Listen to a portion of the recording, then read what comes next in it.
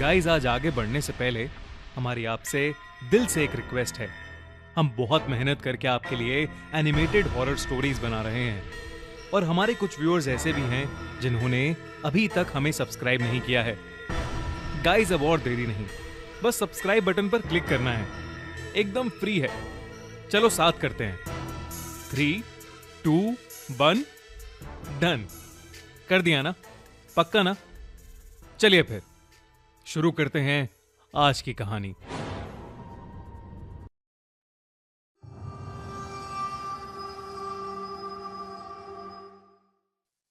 Haunted library, Kolkata. स्वादिष्ट बंगाली मिठाई और उतनी ही मीठी बोली का शहर। वैसे तो कलकत्ता कई चीजों के लिए मशहूर है, पर वहां एक ऐसी जगह है जिसको इंडिया की सबसे हॉन्टेड जगहों में से एक माना जाता है। कोलकाता की नेशनल लाइब्रेरी।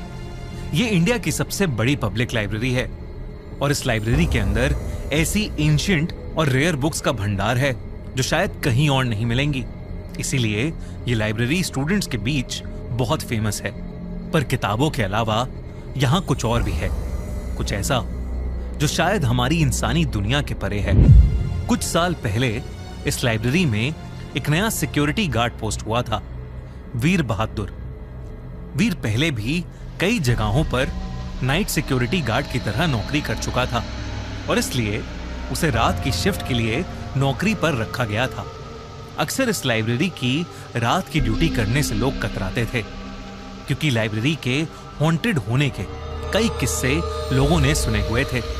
अक्सर रात में लाइब्रेरी के अंदर से फर्नीचर हिलने की आवाजें आती थी और तो और कई लोगों ने लाइब्रेरी के अंदर भटकती आत्माओं को भी देखा था। पर वीर को भूत प्रेत में कोई विश्वास नहीं था, क्योंकि नेशनल लाइब्रेरी बहुत बड़ी थी। इसलिए नाइट ड्यूटी पर अक्सर 2 गार्ड्स होते थे। वीर को वेस्टर्न लॉन की देखभाल के लिए अपॉइंट किया गया था। दिन के समय लाइब्रेरी में कई बच्चे आते थे, पर रात में लाइब्रेरी अक्सर बंद ही रहती थी।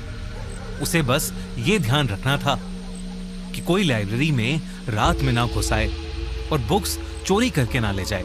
पहली कुछ रातें वीर के लिए बिल्कुल आराम से बीती, लेकिन फिर अमावस्या की एक रात आई।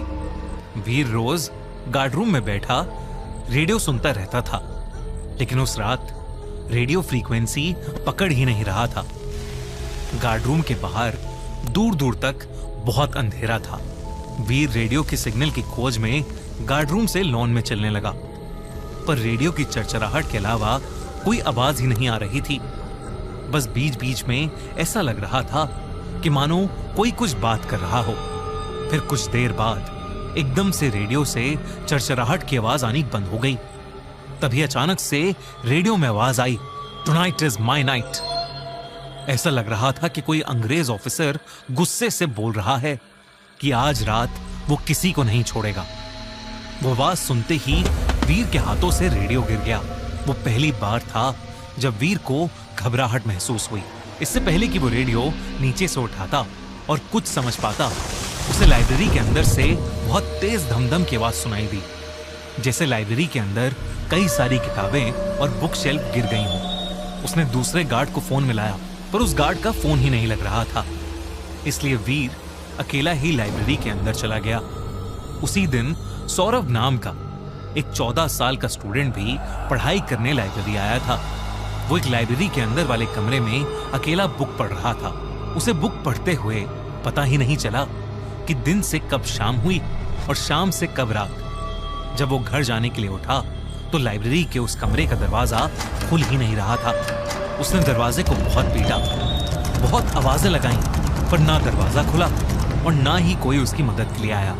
तब अचानक से उस लड़के को लगा कि उसके पीछे कोई है।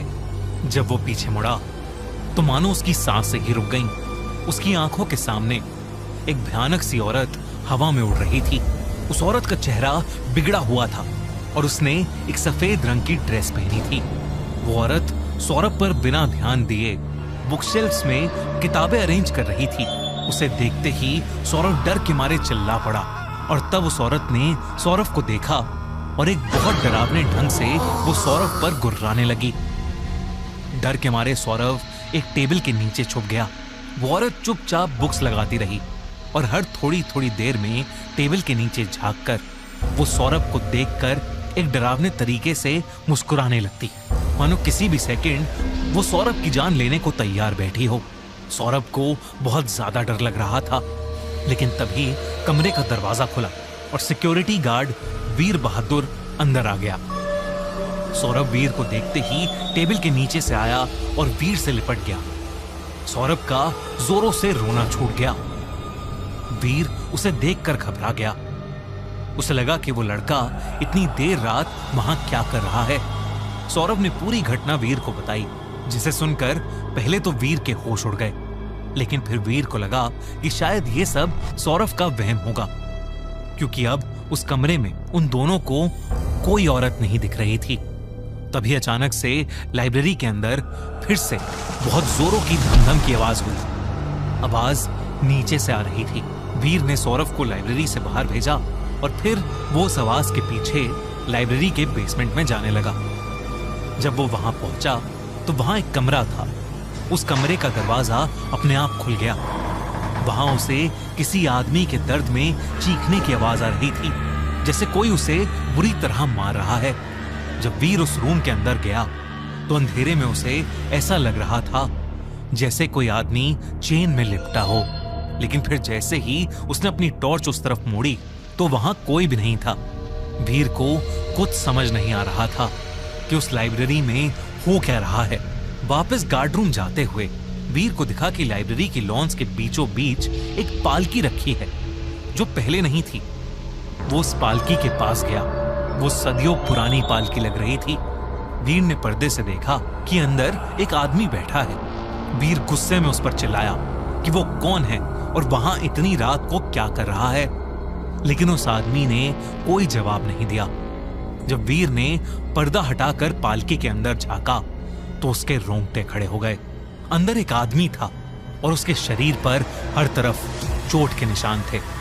उस आदमी ने ब्रिटिशर्स के जमाने के कपड़े पहने हुए थे, पर सबसे ज्यादा भयानक बात यह थी कि वो आदमी ना जिंदा लग रहा था और ना ही मरा हुआ। उस आदमी ने वीर को गुस्से से घूरा और फिर वीर के देखते ही देखते उस आदमी का सर धड़ से अलग हो गया और वीर के कदमों में आ गिरा। ये देखकर वीर इतना डर गया कि वो भागता हुआ सीधा लाइब्रेरी से बाहर चला गया। अगले दिन सुबह जब वो नौकरी छोड़ने लाइब्रेरी गया तो उसे वहां दूसरा पुराना गार्ड मिला। उस गार्ड ने बताया कि इस लाइब्रेरी में कई आत्माएं वाकई में भटकती हैं। नेशनल लाइब्रेरी बनने से पहले ये जगह इंडिया के पहले वाइसरॉय जनरल वॉरेन हेस्टिंग्स का घर हुआ करती थी। अक्सर उनकी आत्मा यहां टहलते हुए मिल जाती है या फिर उनकी आवाज आती है, टुनाइट इज माय नाइट। फिर जिस चोटिल आदमी को वीर ने पिछली रात देखा था वो था फिलिप फ्रांसिस, जो वाइसरॉय से लड़ाई में चोटिल हो गया था और उसकी मौत वेस्ट लॉन के बीचों बीच हो गई थी। वाइसरॉय ने उसकी जान बचाने के लिए एक पालकी मंगवाई थी, पर जब तक वो पालकी पहुंची फिलिप मर चुका था। तब से हर अमावस्या में फिलिप की आत्मा उस पालकी में वेस्ट लॉन्स में दिखाई देती है, पर बाकी रातों को जो फर्नीचर हिलने की आवाज आती है वो लेडी मेटकैफ की आत्मा की वजह से आती है। माना जाता है कि लेडी मेटकैफ एक लाइब्रेरियन थी और उनको सफाई बहुत पसंद थी, और अगर कोई लाइब्रेरी की किताबों को सही जगह पर नहीं रखता था तो लेडी मेटकैफ उसका जीना हराम कर देती थी। साथ ही उस लाइब्रेरी के बेसमेंट की भी एक कहानी है। कहते हैं कि पुराने समय में वो एक टॉर्चर रूम होता था, जहां कई लोगों को चेन से बांधा जाता था और उन्हें बुरी तरह मारा जाता था। कई मासूम लोगों ने वहां अपनी जान खोई है। उनकी दर्दनाक चीखें कई बार लाइब्रेरी के हॉल्स में गूंजती हैं।